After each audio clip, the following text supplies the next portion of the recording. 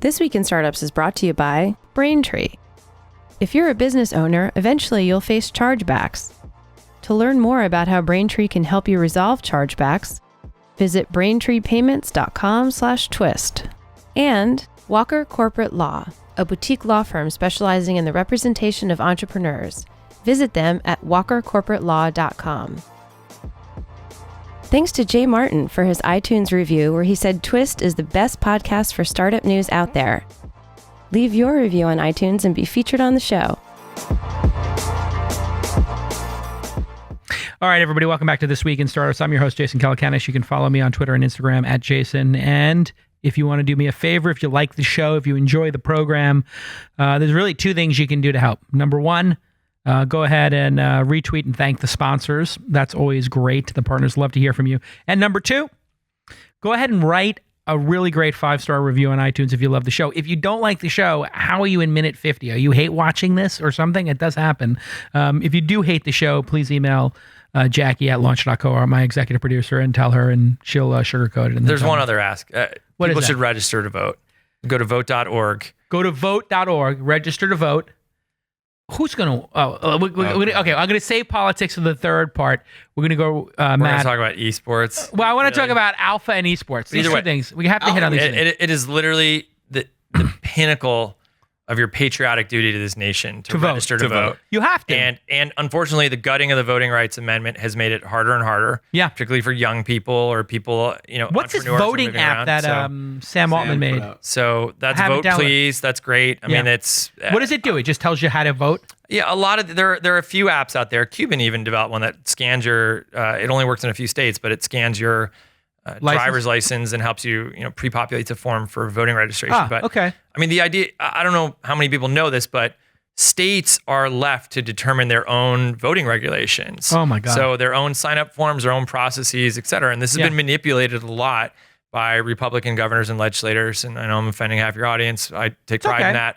But to disenfranchise young people, people of color, and keep them out of the process by shutting down polling places, understaffing them, requiring forms of ID that a lot of people in those constituencies don't have. And so if we have an election that fairly represents the demographic breadth of the United States, then I feel it'll be a valid election. But if it is dominated by these landed aristocratic classes whom have been advantaged by these new voting rules, then it'll be a farce. Yeah. And so I think everybody has a patriotic duty, no matter who you're voting for. Why don't we have to sign up to vote? Electronic working voting that's just obvious. Like it should be easy. Literally, Jason, when most of the governors are Republican and most of the state legislators are Republican, there is an absolute political disincentive to make voting easier. Right. That's it. Right. If you make it easier, more people vote. The demographics of the country are switching to people of color, less white people. You have an age issue going on. And so you get a lot more younger people of color voting. And that scares the heck out of one of the two groups. There's so many of these things. Early voting skews things Democratic, right? Early voting is helpful because people who why aren't there 2 weeks to vote? People who vote Democratic tend to have jobs, it turns out, like real working class jobs where they don't get, even though the law is take time off, or give your employees time off. That's not the reality of how these jobs work. And so the ability to vote on why Tuesday? Good point, Matt. Actually, it's an organization. Jacob Soboroff, who's on MSNBC, prior to that, founded a group called Why Tuesday, which was a... why not Saturday? Why not a weekend when people don't have to take time off work or get a babysitter? Well, it turns out when they do, when states like Nevada have 2 weeks in which you can vote early, turnout for Democrats is a lot higher. And so as a Republican, you are, and by the way, I mean, if you look at the litigation coming out of the Carolinas right now, and luckily we had to stay there in North Carolina, but they literally had transcripts from the state legislators saying, let's go do the analysis to figure out how black people are voting, and let's gerrymander those districts away from them. Let's remove those polling places. Wow. Let's estimate who has voter ID. They don't. It turns out in most places, like in Texas, if you don't have an ID that's compliant with the voter ID laws, it is an average of a 50-mile one-way trip to a place where you can get that ID issued. Wow. And it's a multiple hour wait to get that issued. So if you're in a job where you're working minimum wage, you gotta take a day off. If you're paying gas, like that's a lot of gas money, and that's a lot of time, that's a day off to go ahead and get the ID just to vote. Sure. There have been like literally fewer than 10 instances of documented voter fraud in this country. But raising the specter of that, they've used to manipulate the system, and it's absolutely farcical bullshit. And so I'm pounding the table, although I'm not, because I think it'll fuck up the microphone. It does fuck up the microphone. I'm pounding the table saying, Please. vote.org. Vote.org. Go vote. It is your civic duty. It's pretty crazy the time we live in. It's a pretty crazy time. There are people literally playing video games and calling it a sport. Matt, tell us about why you are obsessed with eSport. In reality, it turns out there are people going to the Staples Center. Oh yeah, and they sold out this thing. Was it at the Staples? Sold out in minutes. Wait, there's not just people going. Matt is going. To the Staples. Wait, you bought a ticket to go to the Staples Center for this thing? Yeah, of course. What was the thing at the Staples Center? It's not just me. It's the most requested ticket on StubHub right now. 20,000 people went? 10,000? More than that. They're selling out the biggest soccer. Last year's championship sold out the biggest soccer stadium, I think, in Germany. This year sold out Staples Center. Wow. It's the most requested ticket in any sport on StubHub. What do they charge somebody to come watch a video game? What does it cost to go watch a video game? It depends on the ticket you're buying. I think right now secondary markets are trading like hundreds. Hundreds. What's it like? Do they play music? Like, is it intense? Oh, it's incredible. Is there a light show? Chris, there's lights. There's is people it like on the stage. WWF and stuff? Chris, no, I'm not kidding. I'm gonna chat with a few. We should totally friends. go. Do people drink? Yeah, dude, it's like Let's a real go. sporting event. Let's go. Let's take the cruise. Simmons, I've been talking about forever, who wants to like come and Bill experience. Simmons. I love Bill Simmons. I mean, he likes busting your balls. He busts my balls. Yeah, I am such a Bill Simmons. I mean, is it just a room full of people on Pro Vigil? It's literally 80,000 Adderall. people in a stadium screaming while people stand on stage and battle in Do they what's stand or basically they moving sit in chairs? chess. Are they standing or sitting? Screaming, standing. No, I'm talking but about the players. The players. Oh, the players are sitting and They're screaming sitting. into microphones, communicating. Now, one of the things So you're told me- watching. speed How many One of the people things are you in- told me that I was surprised by is these guys are not all morbidly obese. They have to stay fit because you're playing sometimes for 5 hours and you have to be like 5 laser hours. focused. Yeah, it's a 5-game match. So you're an owner of a team. I invested in a So team you called like the the Immortals. Lakers. Imagine if, like, at the same time that the NBA, the NFL, hockey were all coming up at the exact same time, you could invest in the Yankees. And the Yankees owned not only the Yes Network, but they could also own the Yankees of football and basketball and a bunch of other categories. And that's the moment we're sitting in for esports, where like So you 100 bought million a team. people. What's the name of your team? The Immortals. I invested Immortals. alongside a bunch of friends, Okay. the guys at Lincoln Park. the Now guys they all live in the same house. The There's Immortals live in the same house. There's different Immortals teams. So like I said, the League of Legends crew, which now has 100 million people playing. Okay. It's the 10th But I wanted to talk anniversary about this the week. Immortals. Now, are the Immortals the living Immortals. in their own house or in one of the kids' mom's basements? Which one? They live in a house. They live in a house. They But is train mom all day. upstairs or no? Did you? Mom is is that not what your in- investment went to do? Is fund the house? And operations. And on the operations. company. Yeah. So Team you're operations. paying their rent. But now to you've play told me, video- like- and trainers. And it's like owning chefs. a team. They have chefs. And chefs. They have and a chef. And coaches. And by chef, we talking sports Chef psychologists. Boyardee? Sports Is that- psychologists.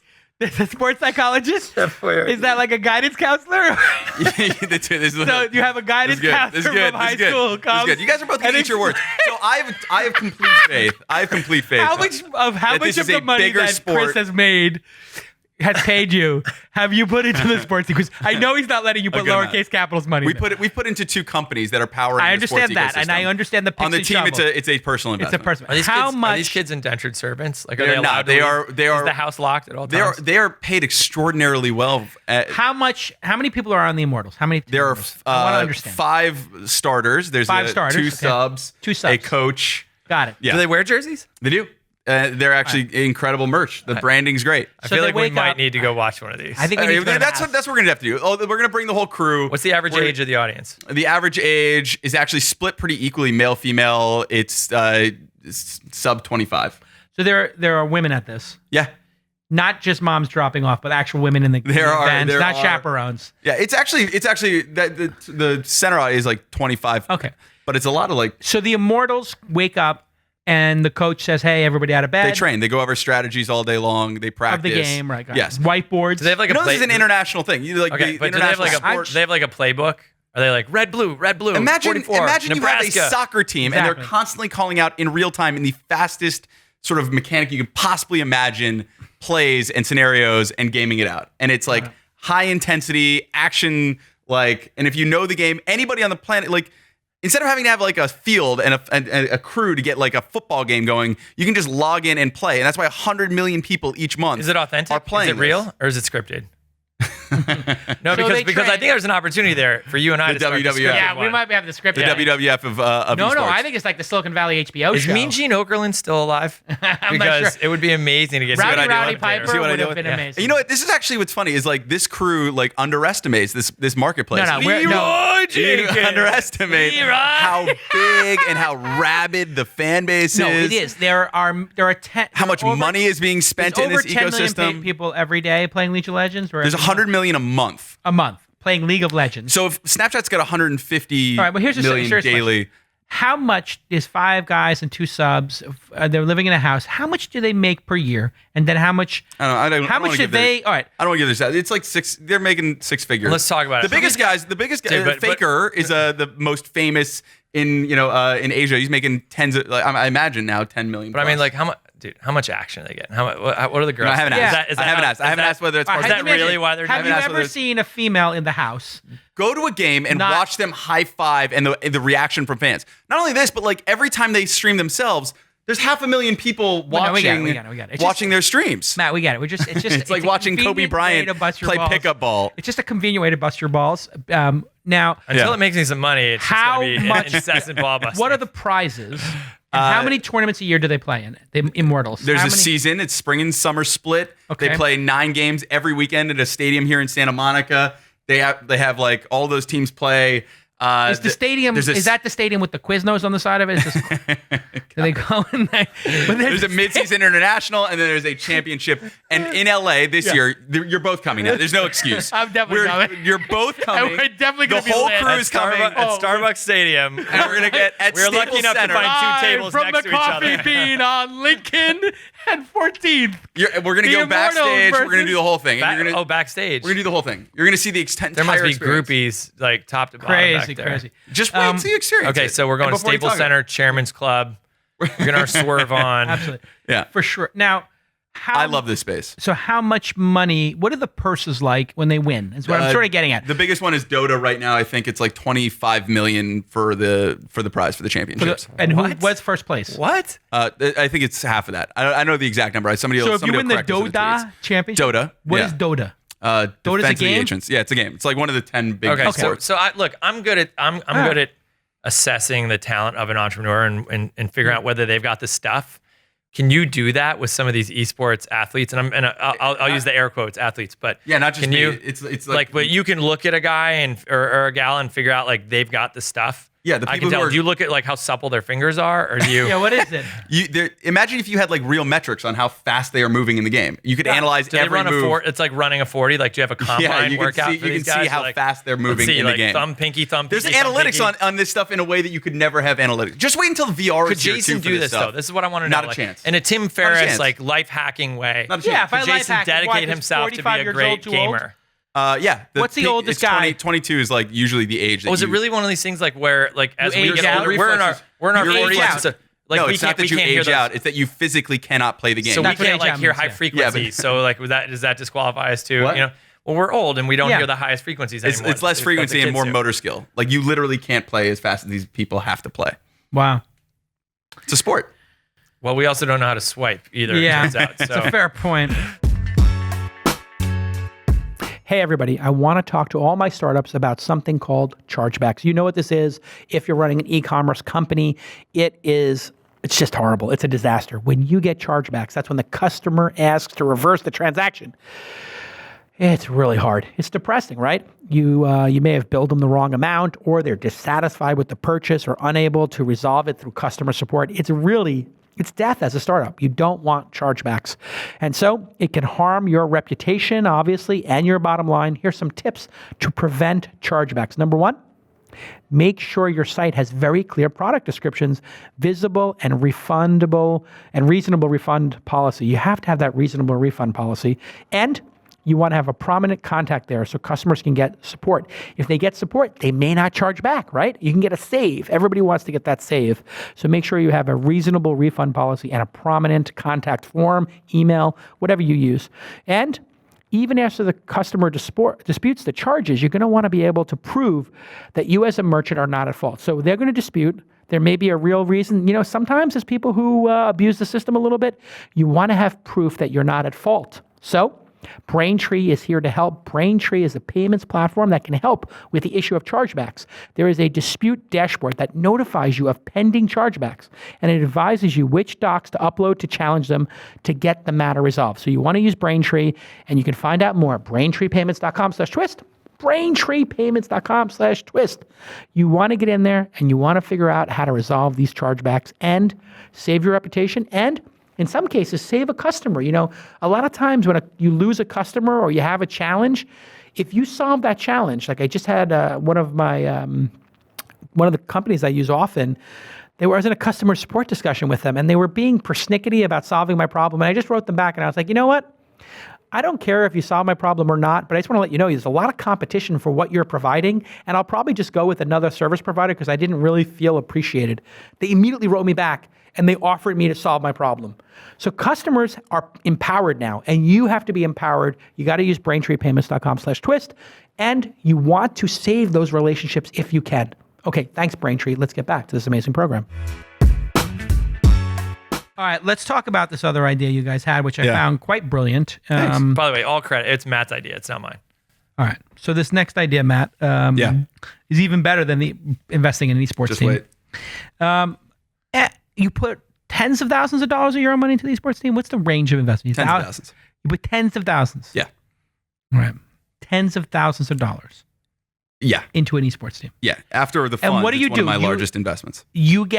Do you sweep the money of the tournaments first and then No, they it's get building paid? a business. It's like investing as an ownership group. We're not taking dividends. So We're if you building the win, Yankees. where does the money go? Just to the operation? To the operations. It's like it's building the Yankees, but from day one. If you believe this is going to be a big space. So the Immortals are a trademarked esports team. Correct. And you're building that. Do you kick people off the team? They make management changes for sure. Actually, the Immortals is the best in terms of player friendliness. So like they're allowed to solicit offers from other teams. They're not like placing the same sort of like lock and key contractual obligations that. So they can leave the team. If they get an offer from another place, yes, they're about like. Do they have to pay you off for what you've paid them? No. Again, this is all stuff that like. It's early days for all this stuff. Okay. Yeah. Because I would think if you lock them into a contract, you know what they do is in the pro football leagues, the soccer leagues, they actually can buy and sell players if they're under contract, as opposed to the NBA where you can make a profit. There's going to be strikes. There's going to be lockouts. We're in the way early days of all of this. In fact, like the players, the teams actually just created their first team-owned league recently. In terms of the strike, they did strike because they took grilled cheese Thursdays off the menu, and they were like, eat salad, and these guys, the Immortals, walked out. This is, by the way, this is a daily burn from Chris and literally every other one of my friends. I'm just enjoying my very awesome girlfriend somehow is still. What do you think is going to be fun the of first? me less? What do you think is going to be the first scandal in the sport? So, I mean, are these guys on performance-enhancing drugs? Is there drug testing? Is there drug testing? They're on Adderall. I don't think there's drug testing. Well, hold on. It's early days for all of this. If this is the 6th year of the season. 100% are on Adderall or Provigil or any of those kind of things because they can just go to their doctor. They're already nerds. They can be like, I have ADD. All I do is play video games. Like, here, take Adderall, and boom, they're done. Okay, so I'm convinced it is the all drug. It is the all drug games. I'm absolutely convinced for sure. There's no way you'd be disadvantaged to go in there and not be taking some kind of performance-enhancing drug, like a Provigil or an Adderall. Like a non-metabolic. What percentage do you think? Not putting the Immortals aside, but in the top echelon, what percentage do you think are on Ritalin, Adderall, whatever? Just legally. I have no idea. Probably comparable to like any other high-performance. Comparable to society. I mean, I don't know a hedge fund guy who isn't on that stuff, and I don't know a trader. Hedge funds trading. Engineers. I don't know. It's absolutely. It's as pervasive as anything. I'd imagine. This might be the first like socially acceptable drug-fueled athletic pursuit. Again, athletic for sure. So, but they should actually amazing. No. It's funny. You don't have anything to say about this. You don't have any. I don't have anything to say because I actually don't know. I don't know. Picking up meth. So I worry because I don't believe they're drug. I don't know if they're drug testing. Look, the NFL has really been hamstrung by the head injury stuff. And I think we're going to learn more and more about what a dangerous sport that really is.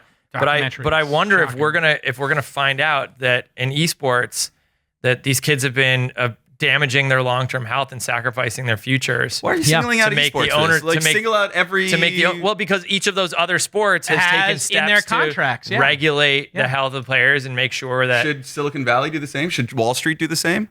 No, I'm They're just not telling leagues. you, I don't we own don't have anyone in domain Silicon name. Valley. Yeah. You own these kids. Yeah, you have them so under contract. they I are don't own these sacrificing probably their mental health, their brain chemistry.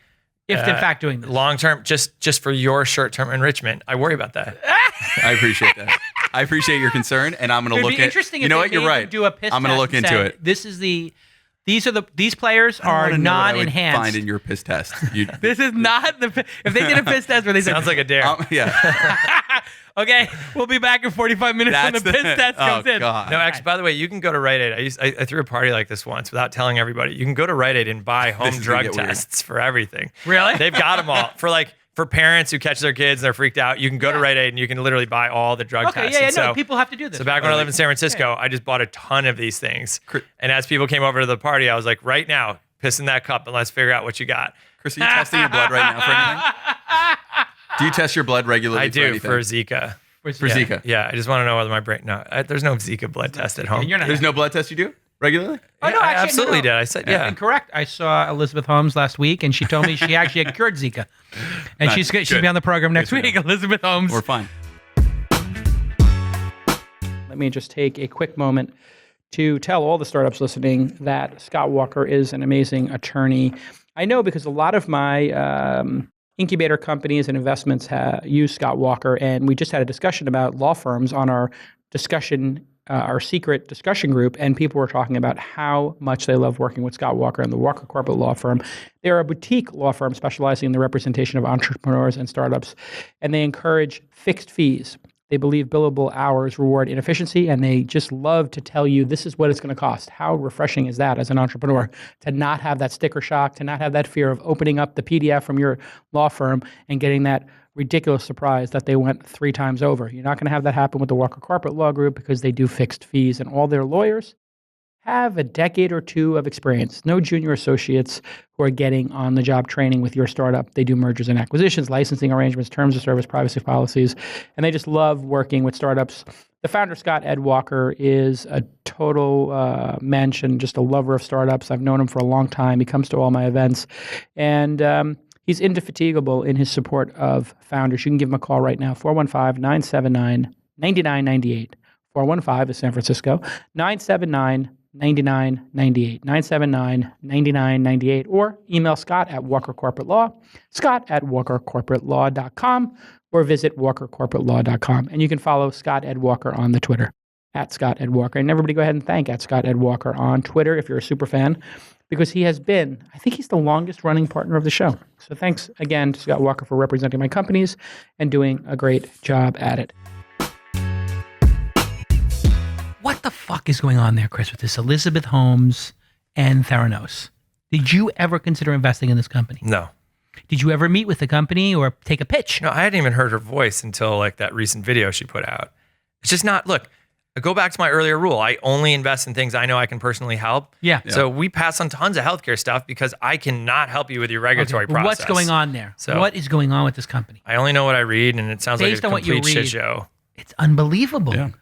to play fast and loose with people's blood tests. The other thing that you Is got to it keep in mind with deranged? healthcare stuff, with anything in that space, is they're binary outcomes. They either win or they lose. It's a 1 or a 0. There's nothing in between for companies like that. Right. Your drug doesn't almost cure cancer. Yeah, and it's really expensive to get through trials, to get through that regulatory process. It's tens to hundreds of millions of dollars. What is with the secrecy? Like she's acting like Steve Jobs with the watch or the new iPhone design, iPhone 4, with the new flat bezel, whatever.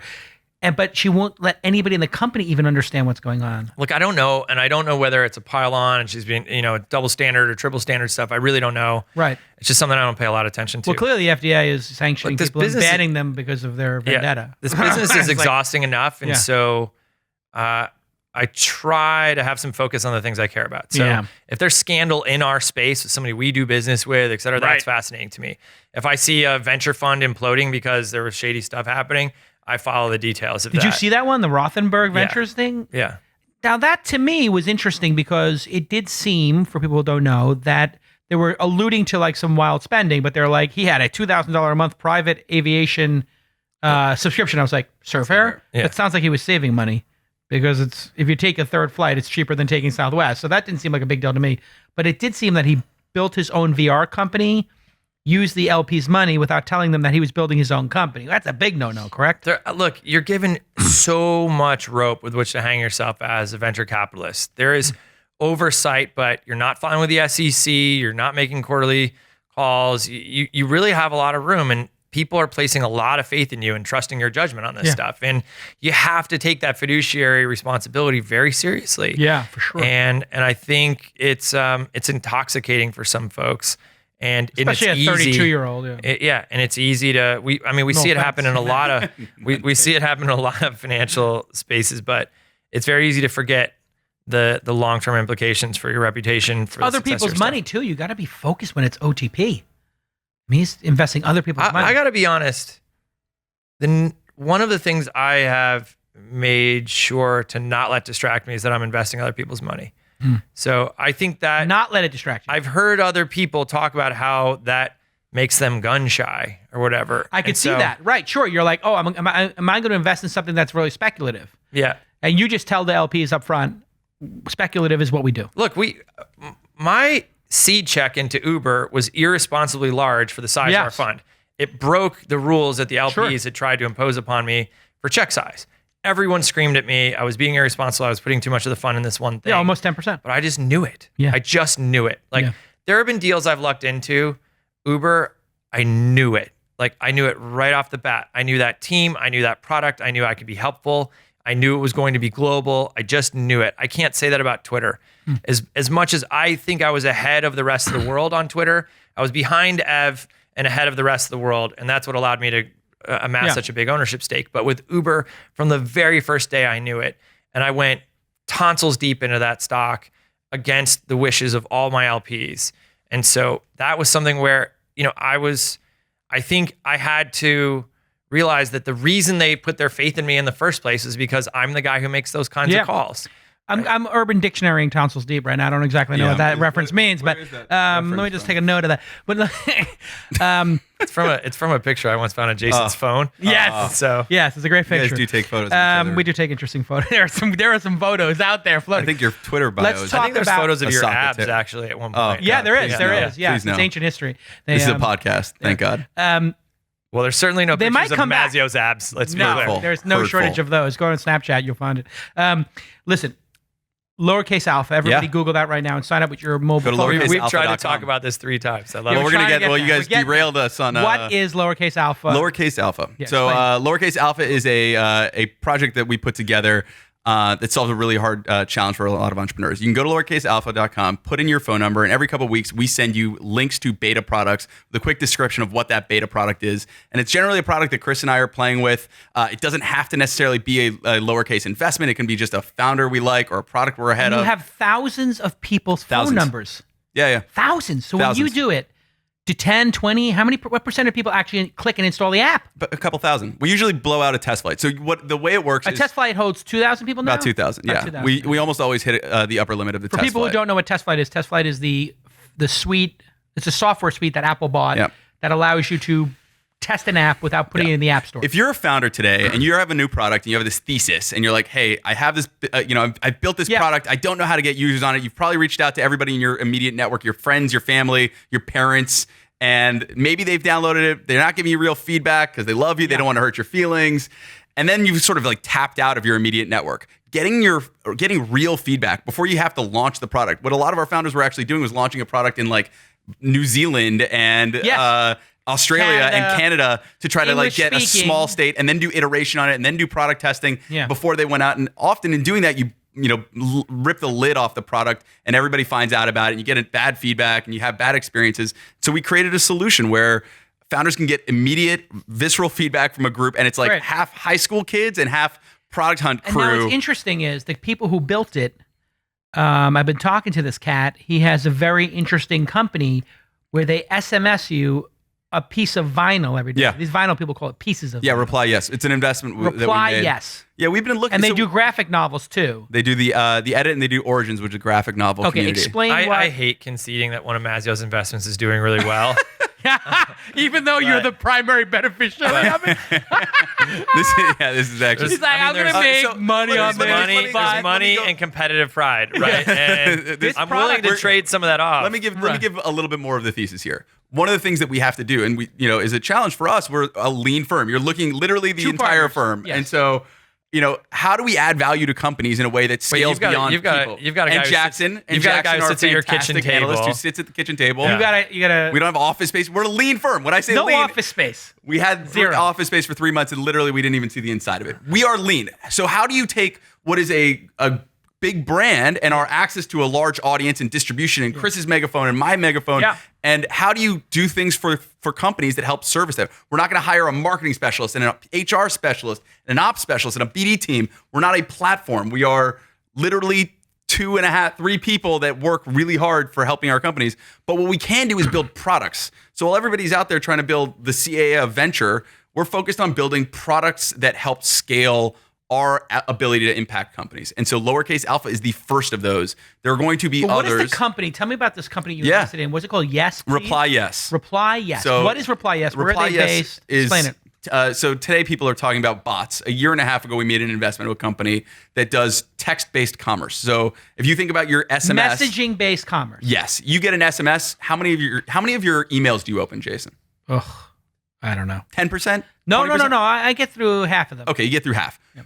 How many of your Snapchats do you open? That's 1%. Okay. Your SMS is still unpolluted. Right. It's maybe the highest signal that you have on your phone. Yes. It's a really personal moment. It's a really interesting moment. You convert really high in that category, and yet still pretty untouched from a commerce perspective. Right. Reply Yes goes in there with curated commerce. So their first one was vinyl. It was called The Edit, and they went after like a really niche community of people who opted into getting like a vinyl record recommendation a week. Their conversions are through the roof. All you got to do. A day.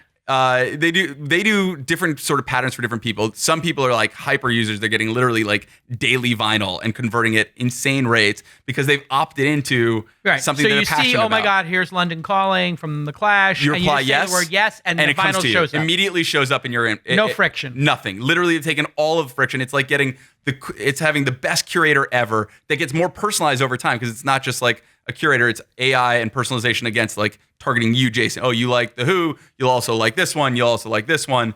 And so that's the premise. And they're starting to build it out for those hyper niche communities in vinyl, in comics. They're perfect for us. The graphic novel thing was pretty cool because I signed up for it and I was like, wow, I'm not into graphic novels really anymore, but I used to read them like once in a while as a kid. If you were, you'd be addicted. And I was like, this is really addictive. I could see somebody buying like 10 novels a month because they just keep sending you stuff and you're like, yes. There's a few coming down the pipe in the music ecosystem that has taken literally all of it out. Just reply yes and you get it. For Lowercase Alpha, you like the app? Reply get, we send you the test flight link immediately. You can download. That's why we're seeing 40% conversion for people literally going and downloading a test flight link to an app. They've opted in, they care about it, they're passionate about it, and it's a value prop to consumers. I love that. I love that quote you always say that the open rate of SMS is 100%. 100%. And so it's something to think about. In all the noise in our inboxes and our DMs and our Messenger, et cetera, the open rate on SMS is 100%.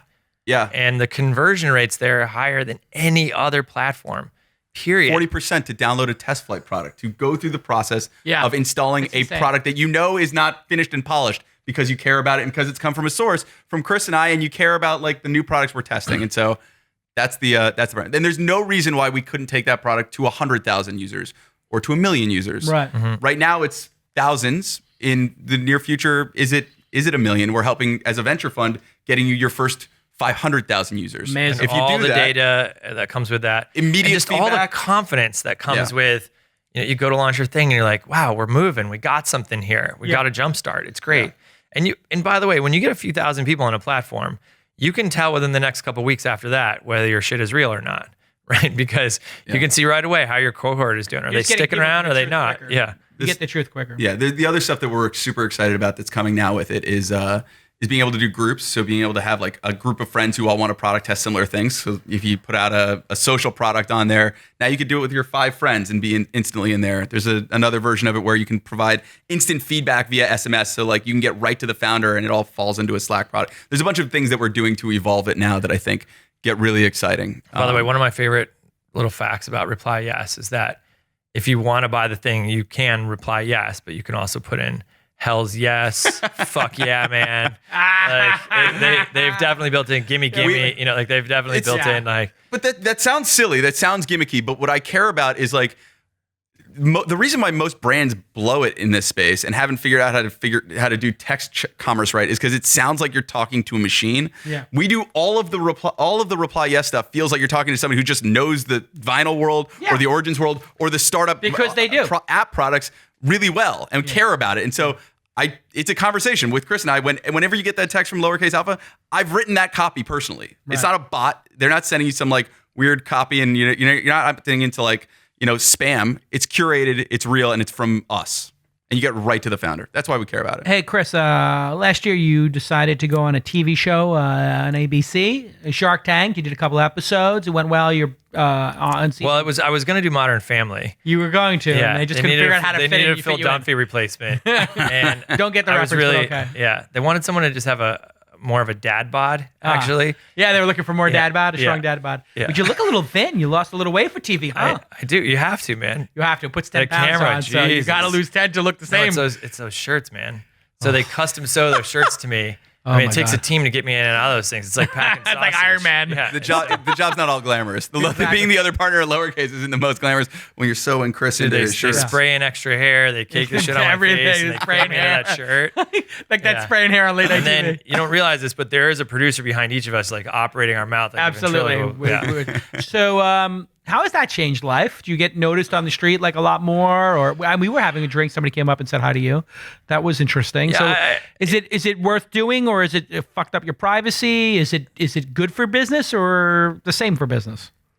There's a lot of questions there, Jason, with the compound questions. You'd be a horrible lawyer in court. Yes. You can't. You have to break it down one question at a time. Right? No, I'm not interrogating you. I'm just trying to get you to answer which one you find the most appealing. This is a good cop, bad cop, isn't it? No, I really love that experience. I'm proud of it. Yeah. When I get noticed, it's for the right reasons. It's something that I'm excited about. Certainly there's a privacy cost to it, but most of the people who ask for selfies are 11. Yeah. And it's totally cool. The number one family show that that parents watch with their kids. They show it in elementary and junior high and high schools around the country. It's even in a couple of colleges. I literally have had professors reach out and show me pitches of mine that are in the syllabus for business classes in college and stuff. So I like the interaction I get from that a lot. People are super passionate about that show. That's how I ended up there in the first place. I was busting Cubans' balls about it on Twitter and my buddy Damon John, and then they retweeted me to all of their fans, and these guys went after me. Literally, I was getting tweets like, "What the fuck have you ever done with your life, loser?" Yeah. They're inspiring a nation of entrepreneurs. Yeah. And so I caught up with Cuban. I was like, "What just happened right there? Like the pitchforks are out. I know what an internet mob looks like, and that was one." Yeah. And he said, "Look, when it started, it was kind of hokey and a joke, but now it really is the embodiment of the American dream. It is the most crisp illustration of social mobility that there is in this country. Yeah. At a time when we're seeing income inequality, when we're seeing, pressure on the most traditional career type jobs, pension funds are evaporating and that kind of stuff, despite the fact that yesterday we got data that incomes are up for everybody but the top % of our economy. Yeah. It is very interesting. And across genders and across races too. The greatest percentage increase is in the bottom, which is really heartening to see. Yeah. Increase in healthcare coverage, decrease in the poverty rate. It's all been like amazing, amazing data. Thanks, Obama. Yeah. And thanks, Obama. Yeah. But despite that, I think there are people who look at this world and say, we don't have the social mobility that we did back when the GI Bill was introduced and these guys could come home and start their own businesses and stuff like that. And so Shark Tank is this reassurance that path is still there. Yeah. If you want to gut it out, if you want to hustle, if you want to take a risk, it's there. Yeah. And so the stories on that show are really compelling. And I think I've found a lot of personal fulfillment in the people I've worked with on that show. Wow. Frankly, as our business went from single millions of dollars to managing billions and billions of dollars, it becomes a lot less fun. So I'm not going to complain about the money that we made as a result, but the politics are nasty. Knives are out. There's blood on the walls. Yeah. And one of my buddies from New York City who I collaborate with is like, wow, in New York, we stab each other in the face. You guys just sneak up and kind of cut the Achilles and let it bleed out. And like, hey, buddy, what's going on? Yeah. And so it's a really nasty business as the dollars get bigger. And in that whole experience, I think I lost touch with what really drew me to this business in the first place. Which is? And it's a couple of guys and gals in a room building a product. They have basically unreasonable optimism. They're unbound by reality or experience or anything like that. And they're just singularly driven to succeed when everybody and everything is stacked against them. And that's what that show is. I'll say about that show, it's the most authentic thing on television. So they, and I don't think they do a good job of telling the story of the show. Right. This year, I think I have convinced them to put up one whole pitch end to end.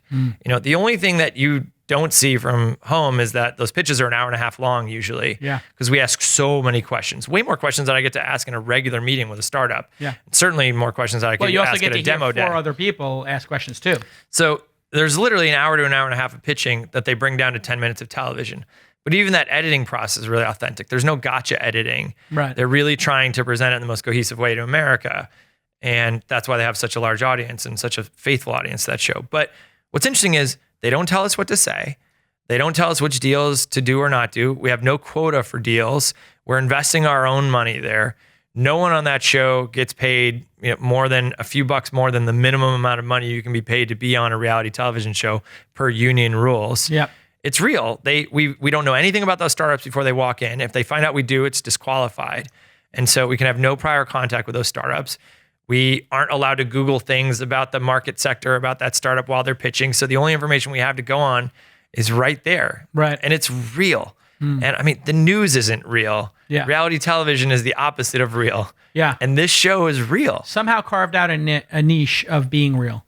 Well, America can smell that. And I Yeah. think that's something that matters to them a lot. Yeah. That the stories of the folks coming in are real.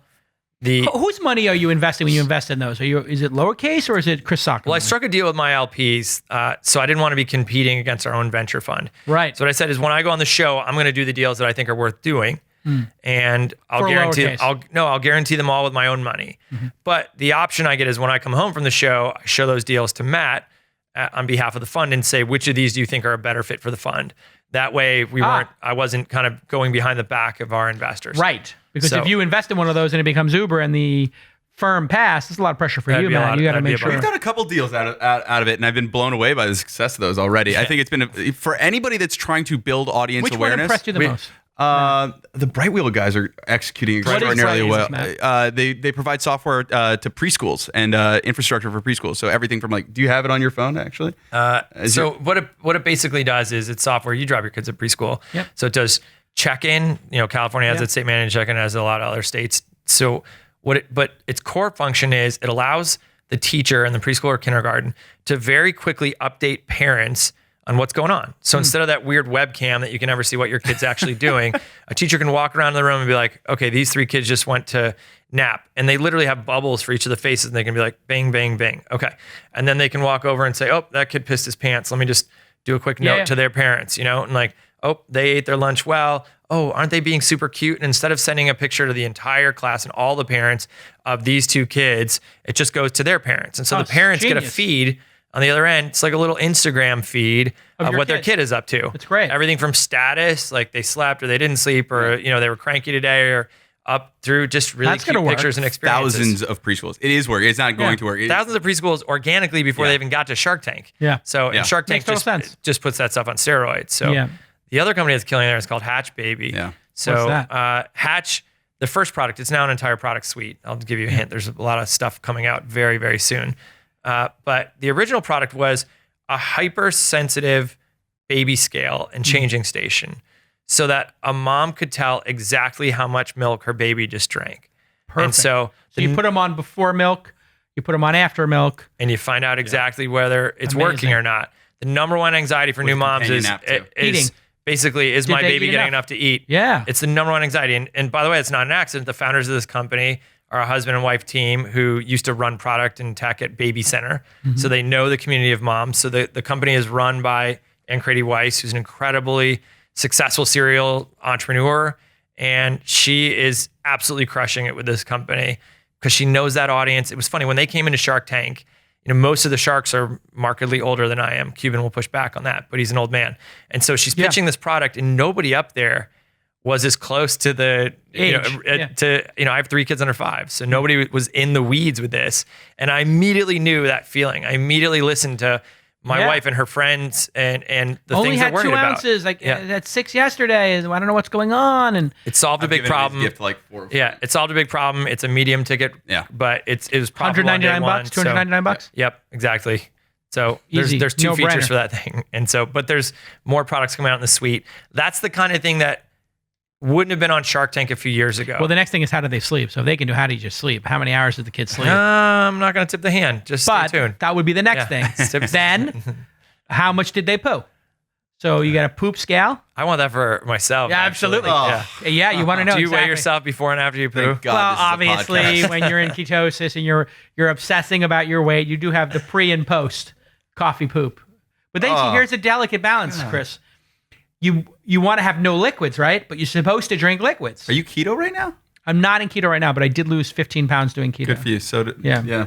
You don't have any weight to lose. I'm You're deep in just an keto. anonymous- yeah. It doesn't have any weight No to wonder lose. you're so Stop. surly. Why do you think he's wearing Stop. a vest in the middle of summer? Unbelievable. For the love of... Oh, do you think he's gained a little bit? Has Matt I have. gained? I really have. On Really? top of, he's got handles on his handles. Did you right win now. Did you win the weight bet? There was I a did. weight bet amongst our friends. Yeah, we're all a little How bit many obsessive. people were in the weight There bet? were 11 of us. I almost joined the bet, but there was winner take all. I don't mess around and stuff were the like stakes? that. So I'm a I little- said the stakes were $5,000 each. I can say he won $55,000. I did. I won $50,000. But how much? Oh, right, How 'cause much you of put that your had you initial five. spent? What was your net take? How much had you spent in body scans? I spent and- $5,000 and supplements around and- training and supplements. Or less than that. Sorry. That's okay. You A would have couple- spent it anyway. Who Yeah. cares? over 60 days to see who could lose the most body fat over 60 days. It was the most- body It fat. was the most LA thing I've ever seen. Two-thirds weight loss, or 2/3 body fat, 1/3 weight loss So reduction. how much fat was on your body at the start? Oh my God.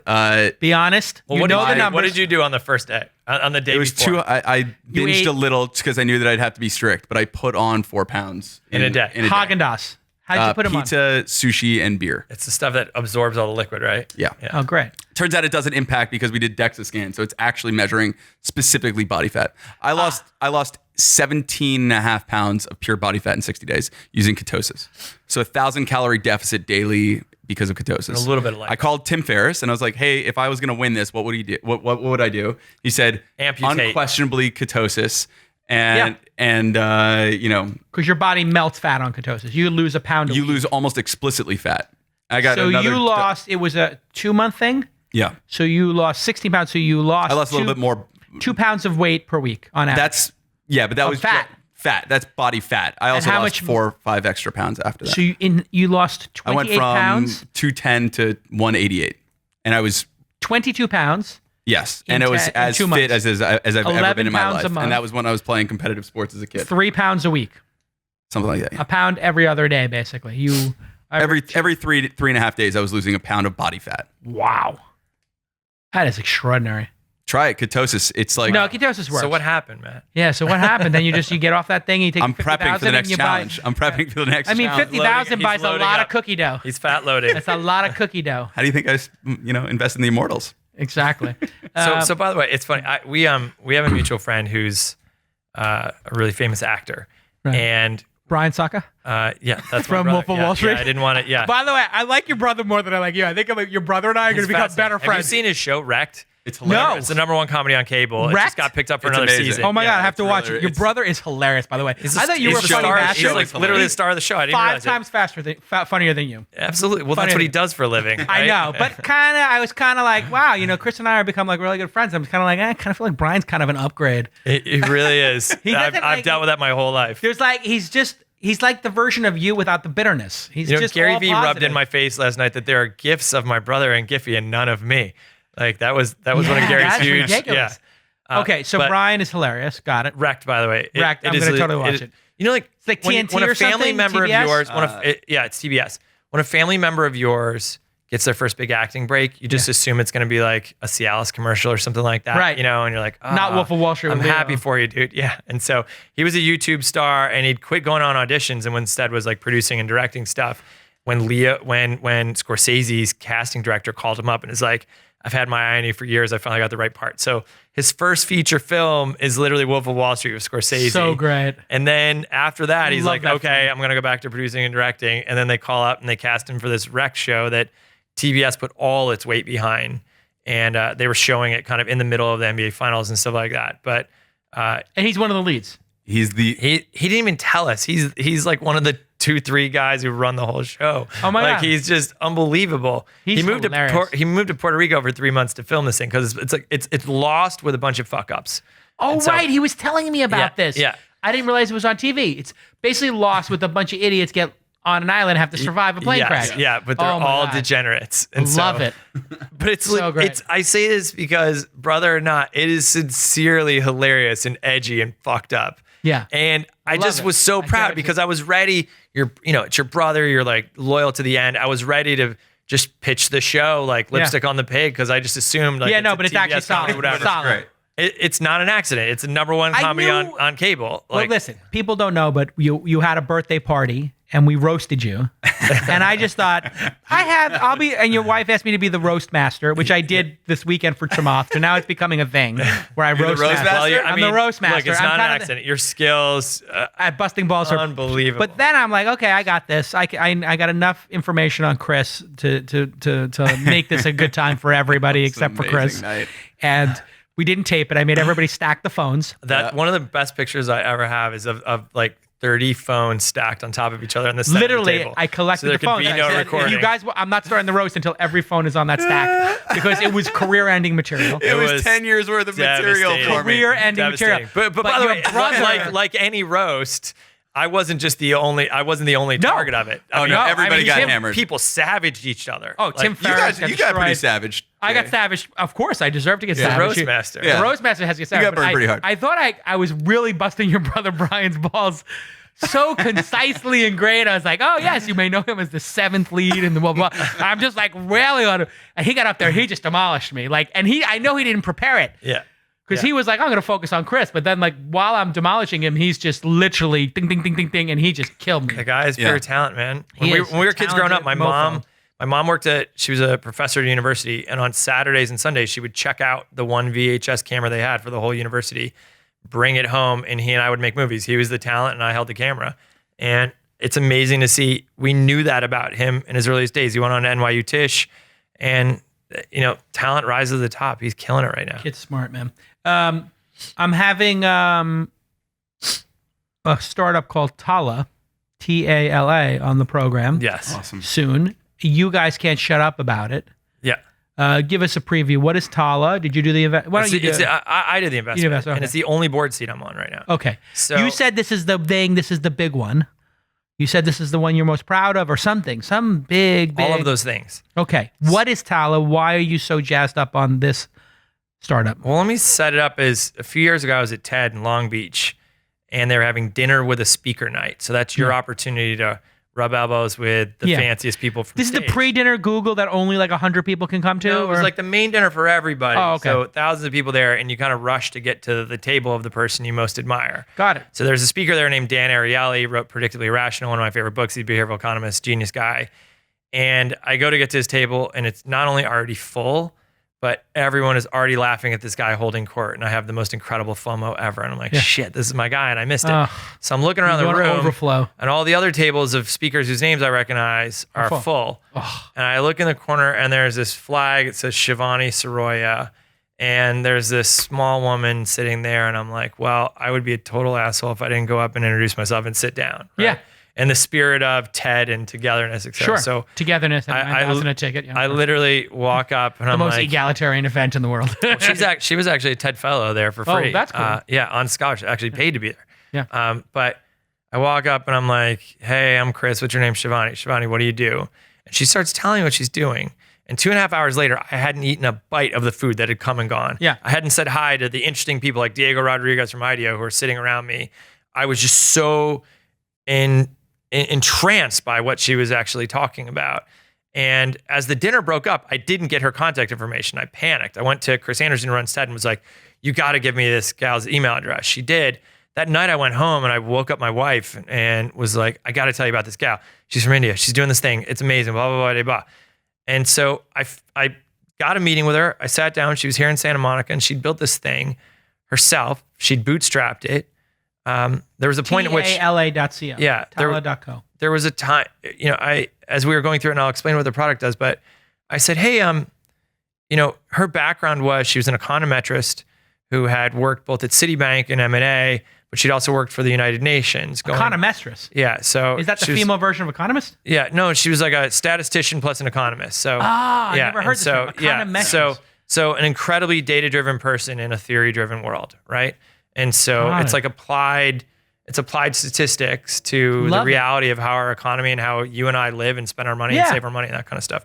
So she had this perfect background of like driven capitalist, along with she worked at the UN and spent 2.5 years in 9 developing world countries, like studying small business people and families and that kind of stuff. So a perfect balance between big heart and diehard capitalist. And so at one point though, when I was looking at an early version of the product that I'll describe, I said, so by the way, who coded this?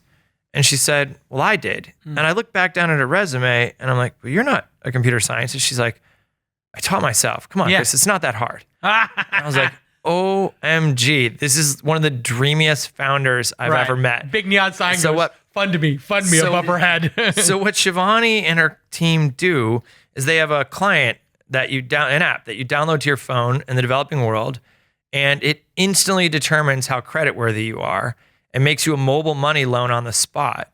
And her repayment rates outperform most FICO loans in the United States. So just by looking at signals on your phone, and she looks at over 760 different signals on your phone, she can determine. Like if you charge your battery on a regular basis. How did you know that? She can. I was being facetious, but I was like, well, if you plug your phone in every night, you're a diligent person. If you keep your battery. Well, you're a diligent person, but you also have access to electrical power. So that says something about your station life. Yeah. It says something about the consistency of where you're staying, et cetera. If your phone moves to and from a place on a regular basis, you're probably employed there. So perfect. And so it's amazing. But there are interesting signals that are actually counterintuitive. What happens if you're playing threes all day, or Bejeweled, or Two Dots? By the way, I'm just trying to get an idea if I can get a mortgage in the future. She can literally correlate good apps and bad apps for credit.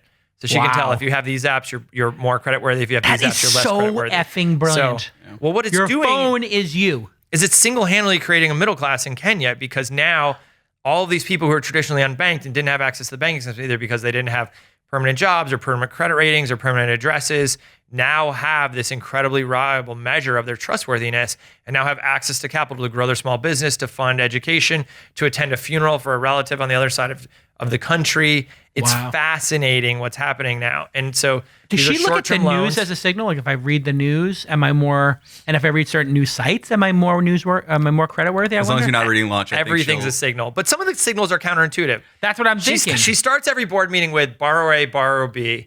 Here's their profile. Which one would you loan to? And I remember a year ago, there was a borrower who it was like one person's text messages. One person's text messages were in 3 different languages. The others were in just one language. Sure. And I was like, well, the person with 3 different languages is like more worldly, et cetera. Well, smarter. Turns out, I don't know the sociological reason for it, but they're less trustworthy.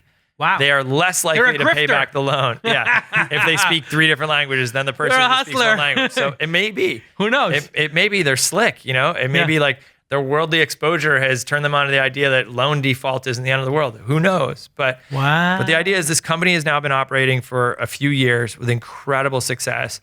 Kenya, Tanzania, now operating in Asia, in the Middle East, in unbelievable traction. It's the kind of thing that's immediately viral because you just can't help but talk about it. When you get access to kind of capital, you tell your friends about it. It is accelerating the economies. And it was funny, in the beginning, I was really worried that the banking regulators in each of these countries would come and F with the company. But it's having such a positive effect on each of these economies that it's almost become populist enough. And so what we're seeing is the government regulators are trying to take credit for it, frankly. Trying to line themselves like, look what we've done to promote Tala. It's sort of like Uber. Like once the community loves it, it's really hard for Bill de Blasio to be like, my special interest payments have to obligate me to shut down Uber or cap it in some way. And it's like, let's take ads on the New York Times saying, let de Blasio know you want more Ubers. I want to say one other thing about Tala that I think is special. And I don't take board seats. I usually think that is a really heavy commitment without a lot of extra upside for our firm. Yeah. But in the case of Tala, we have not only one of the most badass founders ever. I mean, she's kind of like speak small, carries a big stick. But I'm gonna just describe her physically only to point out the prejudice that might have kept me from doing the deal. Mm-hmm. So she's Indian, about 5 foot, 100 pounds, and it's just like this intrinsic bias that we all have in deals would have probably led me to say, this is not a CEO in the traditional sense, right? Well, CEOs are typically like a foot taller than the average height, right? Like they're tall, they're white, they're men, all these things. And so that feeling I felt when looking at that table and saying like, oh, Shivani Siroya, who the hell is that? Yeah. Is the bias that I think is really present in all of us to one degree or another in this business, and why they call it signaling in a positive way, but it's bias in another way. It's there. And so I luckily was forced into the chance to hear the pitch and realize how badass she was. And then the substance actually took over. But this was a case where I think my subconscious prejudice would have probably kept me from really diving in and hearing that deal. And I think that's not only paid dividends in terms of access to the deal and getting to invest before anybody else was there, but she runs the most gender and racially diverse company in our portfolio. And I do not think it is an accident that it is the company that is most outperforming everything else right now. Diversity equals strength. It truly does. First of all, it just equals fun. Why? It's the nicest place to visit. So that's obvious. So our board meeting is half women, and I don't just mean on the board. Like we include, she has a very open sharing culture. Management team, and so there are women in there, and it is just nicer. Frankly, it is a nicer place. There are fewer pissing contests, more substance with more diversity. Great, but why? And now of those men and women, very few of them are white actually. And so they come with diversity strength though. They come with perspectives from outside of our bubble. They come with perspectives from around the world, from different social classes, from different educational backgrounds, different entrepreneurial systems. Like entrepreneurial, you and me is like, okay, let me open an LLC and go and try and raise a little money. Entrepreneurial, as someone in Kenya is, I want a second sewing machine so I can expand my seamstress business. If I can get 2 more goats, then my goat milk business can expand, right? If I can buy 3 more bicycles, I can build my, and so the hustle. And so those people bring a diversity of experience that when you were talking at the very beginning of this podcast about, is this job hard or not? They have these paths through life that remind you that they've had hard experiences, the life experience and the reality of the people we're serving with Tala. And so, but it's also just it's a fun place to be. Like their chili cook-off is much more exciting. And they literally have a chili cook-off. It's way more fun than in any other company that we have. They're the things they prioritize. They all do like CrossFit together. So Shivani is not only a total badass, she's also like a CrossFit champion. So again, one of these things you wouldn't, if you judge her by the cover, you wouldn't know it. And then she kicks your ass all over the fucking gym. And so, but they built a culture of like friendly competition and athleticism and inclusiveness, and there is no doubt that is a competitive advantage for this company. There's never any fucking drama at Tala. Like the board, I don't have to walk in there and solve any problems and manage any of that shit. We just get to talk about the product Game of Thrones and move forward. And despite the fact we are working with big dollar amounts now, a lot of money's been raised. There are huge, credit facilities and stuff. There are major banks involved. Like despite the fact we're having high. Yeah, we just don't have the drama that I see in so many other companies. And so I'm incredibly proud. I feel incredibly lucky to be there. And I'm telling you, this is one of those examples where I think diversity, though it was an accident that I got involved, the diversity is our unfair advantage there. You and I are the fathers of 3 daughters each. You have all 6 of our girls are under 7 years old. How has being a parent, and specifically being a parent to daughters, changed you, if at all, or in what way? I'm much less likely to pick up Matt's phone calls. That's true. It's painful, right? I'm wondering whether that's actually true. Whether you never picked up the call before. I've always hated phones, but I rarely talk on the phone. But I asked Matt just yesterday. I was like, when you dial my number, do you have budgeted in a likelihood of the fact that I'm never going to pick it up? So, do you think 20% of the time I'm going to answer that call? I think, Don't sell me out on this because there's no way I've recently been picking up your calls. Today you were great about it. I didn't pick up your call. I texted you. Crazy because when I call, he picks up on the first ring. That's very amazing, sweet, right? It's really weird. No, but so that's one thing. Twice a week. Twice a week. We call? Look, I'll say it's very clear. There is a priority stack, and as proud as I am of the fund, it's family, friends, then everyone we work with as an entrepreneur, and then our investors, and then everybody else. When I look at my inbox, I never get to the everybody else. I don't have an obligation to reply to them, and so I stop doing it because I need to take that time and reinvest it elsewhere. And I believe, by the way, my LPs and our investors like doing business with us because they actually like the priority stack rank. They know that family means everything to me. Our deep friendships that we invest in, not just bullshit. Like, I'm not going to run for office ever because I can't stand those kinds of friendships, but our true deep relationships matter. And then the commitment we make to our founders to have a relationship that goes beyond what most traditional investors, or at least to have the type of relationship that the best investors have with their founders. And so, but it makes me care. I care a lot about the fact that I'm raising girls in today's society. There is this princess industrial complex out there that has jammed pink down the throats of entire families. Like, you go to Target and there's a boys section and a pink section. You go to the toys and literally they will have stickers, boys and girls stickers. The girls stickers will be princesses and fairies, and the boys will literally say, don't forget cooking. The boys will literally say sports and careers. That's it. That is a direct Target example in the store. Build stuff. So Or like literally somebody just posted a picture of Girls Life magazine and Boys Life magazine next to each other. And one was how to be pretty right out of bed in the morning on the Girls Life one. And the boys was explore your future career. What do you want to be when you grow up? And so we put a lot of work into making sure our girls get a chance to be kids.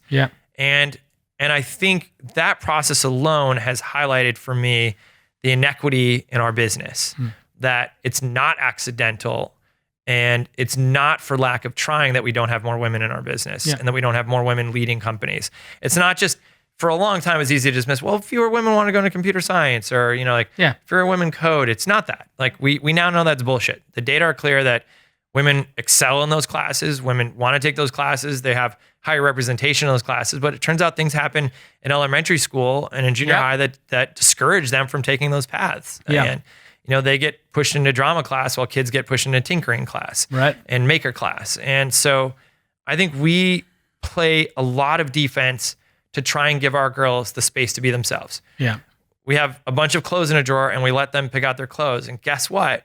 Because they haven't been told to, they don't pick out the pink shit. They just dress in this eclectically funny, messy ways, and it's hilarious, and they're just themselves. They pick up the construction toys and as equally as they pick up their stuffed animals. They play T, but they also play sword fights and robots and stuff. And then because we don't expose them to all that shit, they haven't been taught otherwise. And I think it's really important. I think it's kind of an epidemic right now. I think this generation of girls has been objectified and commercialized and distinguished from boys more than any generation before us. And that will have deep-seated implications for the development of these girls. We now know that girls who grew up in princess culture have higher likelihood of esteem issues, more body awareness and discomfort issues, higher likelihood of eating disorders, higher likelihood to have sex earlier, higher likelihood to have unsafe sex, and higher likelihood to be the object of abuse. And so, it's a health issue. It's a big one. I don't have any strong opinions about that. I'm with you. I gotta be, as somebody who's getting into that stage of life and watching my friends go through. Are you making an announcement? Well, here we go. Slow and steady, team. I mean, earlier in the podcast, you were swiping left and right on girls, and now no. That was 13, 14 months ago. I can confirm. It's made Chris better in almost every aspect. Really? I think so. I think it's made him more efficient in the way that he thinks about time. I think it's made him more empathetic. I think it's made us better investors. I think we've made investments into categories that we now understand far more deep than we ever had before, and is a category of experience that he just didn't have before, and now is sort of able to make adjustments. And I think it's been an incredible example of somebody who and how to prioritize those things that matter in life. And so I hate saying nice things about Chris, as people know, but it is one of those nice things. things about my wife and kids, which the way that Crystal and Chris are raising the girls is an incredible example, and I think the way you're doing it too. Well, being present, I think, counts for a lot. I think you have to make some decisions about priorities, and that's this job can be all encompassing if you let it. And it doesn't lead to the best. Are you just rubbing in the fact that I didn't hear that whole answer because I was texting with my wife, or are you just like the being present part? I didn't say anything nice about Chris. Being present is. I also think as a parent, I'm trying to be present 100% of the time. Yeah, I've noticed that other parents are forced to really be thoughtful about how they prioritize their time for work. I actually think the parents I know are the most efficient and productive workers out there. I think about first and foremost Susan Wojcicki at Google. YouTube. She's running YouTube. Running YouTube now. But That woman was just an inspiring leader back when I was there, and she's been there from the earliest days. It was her garage that Larry and Sergey used to work in. She's got 5 or 6 kids now, but her meetings were always no nonsense. They ended early if there was nothing left to talk about, no drama. She just covered so much ground and got so much shit done, and then at 5 went home. Right. Was present, was a mom, was amazing, and then would turn on email and do explicitly 1 hour and then turn it back off again. Yep. She just focused and got stuff done and cut out all the superfluous bullshit that stacks up and is a waste of time in our day.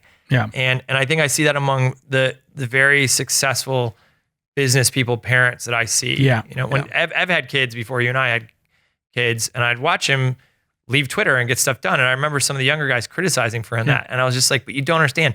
I actually think he's so thoughtful about it that he makes the other hours in his day kick that much more ass. Absolutely. You just don't have time for like water cooler bullshit. You got to get to the point. What's the essence of the issue? Let's try to solve it or move it forward or move on. You both also have killer partners in crime. Let's be straight. For sure. Absolutely. I know your wife fairly well. I know your wife really well. To date, I don't think my wife has committed any crime, so I want to be clear. Yes. Let's set the record straight. Yes. Murderously loving and efficient and great at being a great partner. All right, listen, this has been an amazing episode. How Matt, do you decide when to end these things? Did the content just get weak? No, it wasn't. When it I was said that something nice where about Chris, it was can not- not end we're on a not nice thing about Chris. complimenting. I have to tape another show 15 minutes ago. Please not nice thing. Are the guys We got out to there end on something Yeah, other the guy's than- out there, but don't worry about it. Who is that? We talk about his facial hair. that You don't is want our to. next- You don't want to disclose your next guest No, we shouldn't disclose next guest. Yeah, Yeah, it kind of takes the wind out of it. because you're not going to air that one until We talk December. about something No, about Chris. They don't look like we super don't premium guests always to me. to They always don't look 2 like weeks. super premium guests. He's wearing He's a khakis. book author. Can he hear this? He's an intellectual book author. Yeah, no, he's heard you insult him. Yeah, and I Very told nice him, Chris, I'll make sure I introduce him. Chris, because he's a big fan of yours. So I'll A definitely book author. Yeah, He didn't say anything That's about something I Mazzeo, never want huh? to do. Weird. write a book. Yeah. I'm writing my book right now. No, but you put that stuff down, and then it's like it just sits on wood for the longest time before it even gets out.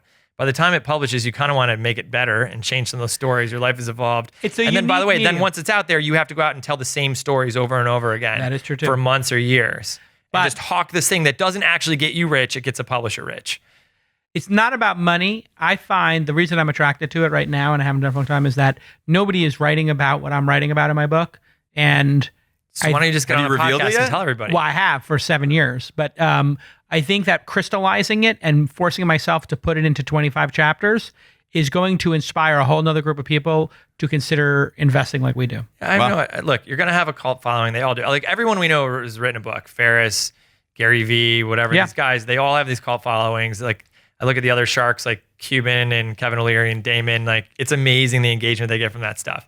But can you imagine like you got to go to Kissimmee, Florida right now and use the You same don't goddamn have talking to. points. And You then you got to don't sit. have to. You can do what you want. literally have to sit in a suburb of Atlanta and the Barnes and Noble there. I think that's why you don't just write a book. You have something you want to say to the world and you want to crystallize your thinking on it. you're talking to the world right now, Jason. I am, but I We have know something millions of very millions of thought? people. No, I just Millions of crystal. people Well, it's listen to about this. you, not me. But I have some very specific things I want to see change in the world, and I think the book is a medium for It's doing amazing. What you're basically saying, though, is that your thoughts are too good for this audience right now. No, I mean, the you're thoughts hiding, are you're great hiding for the them. ball. You're hiding the No, ball. I want them What to. an elitist, really. I want them to sit down and meditate on my words. 75,000 or 100,000. You think of your them. listeners right now aren't sitting cross-legged with their hands? I on know their they're taking knees, notes, but they're with taking their notes about fingers Chris pinched Sacca and Matt Mazzeo. meditating on Poop all of your references, words right just so we now. know. I want them to deeply think about this, and I wanted to force myself to write something cohesive and have a cohesive thesis about the last 5 or 6 years. But don't of you my work. worry about like locking something in stone? I mean, we were No. talking earlier about blog posts that'll come Yes. back to haunt you. No, we won't talk Have about you that. ever written a blog post that would come back to haunt? No. What am I? Listen, my investments will tell you if I'm a good, a sage or not. Yeah. Yeah, that I mean, it's the proof is in the pudding. You know, That the is only true. reason I'm still talking to you is just to upset the guest. Who said Make it late. There you have it, folks. Everybody follow at Sacca on the Twitter. Where Oh, you know, he I'm also hosts- at Zach on Snapchat, by the way. also at Sacca on Snapchat, where you get to see his extremely long, never-ending vacations. You know what I kind of do is I do personal on Snapchat. How long were you in? Copenhagen, 5 weeks. Yeah. Fuck you. So, Honestly, fuck you. dude, it's bike Matt, life. Yeah, at Mazzeo on at Twitter. Mazzeo on Twitter. M Mazzeo on And Snapchat Mazzeo because I on didn't Snapchat. bribe the Snapchat You can team see to his kick somebody abs. off Snapchat. You can see his abs on Snapchat. Was reason alone. Lowercasealpha.com. Lowercasealpha.com is the most important thing for you to take away from this. Yep. Go ahead and Well, and no, also no, it's second only to vote.org. and which is second only Vote.org. to the Invincibles. The Immortals. Damn Them it. too. Them too. The Invincibles beat the Immortals. The Invincibles beat the Immortals. Too soon. The Immortals will be. You can see the Immortals at GameStop on La Brea. Check in. The next time we get together, it'll be at the championship. And the championship Immortals. If you could bring a can of food, actually, there'll be a box there. We're to be. We have donations. We'll be taking cans of food. They need for the Immortals. They need blister cream. The Immortals. If anyone has any Proactive, the Immortals will be taking. Oh my God! All right. Can you imagine the pizza bills? I mean, Thank you. how much pizza bills the Immortals have? That's what Lowercase is funding. Thank you. Absolutely. Couldn't be prouder. And to the LPs in the Lowercase Fund, there is no conflict of interest in not investing in the Immortals. There was a group vote, and they chose to pass on a sports team. What if the Immortals become the Yankees? They become worth $3 billion. Then what? How do you explain it to the LPs? Well, I'll have to get back to work to make more money than Mazzeo has then. Yes. That will just be unacceptable. You'll be working for Mazzeo. Like I said, dude, the size of the stack is all that really matters in It's all American that matters in our hierarchy. And so that'll force me out of semi-retirement. Which is why I was going to tell you, like when Twitter lost half its value, I was like, I don't know, Chris. I don't know if we can be friends anymore. Well, luckily, I was taking Twitter and selling it and buying Uber. So a little shifty poo to the earlier stage. All right, we didn't talk at all about Uber, but hey, that's going to do well, I hope. It already is. Yeah. No, there's nothing standing in the way of that thing dominating. Yes. Dominating. And we knew that. We knew it. We always knew that. It was obvious. Standing in my kitchen in Truckee, we knew that. Obvious. We always knew it was going to move stuff other than cars, too. Yeah. We always knew it was going to move food. Yeah. I love the auto. The second meeting we ever had about it, I talked about Uber's delivering hot chocolate chip cookies. Yes. Obvious. Like we said it would arrive, and the minute it arrived, an easy bake oven, like as you open the door, it would say ding, ding, and there would be the fresh hot cookies. All right. Well done, and we'll see you all next time on Thanks, Listening Service. Bye-bye.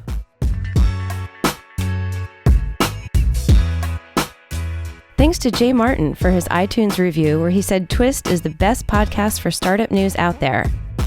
Leave your review on iTunes and be featured on the show.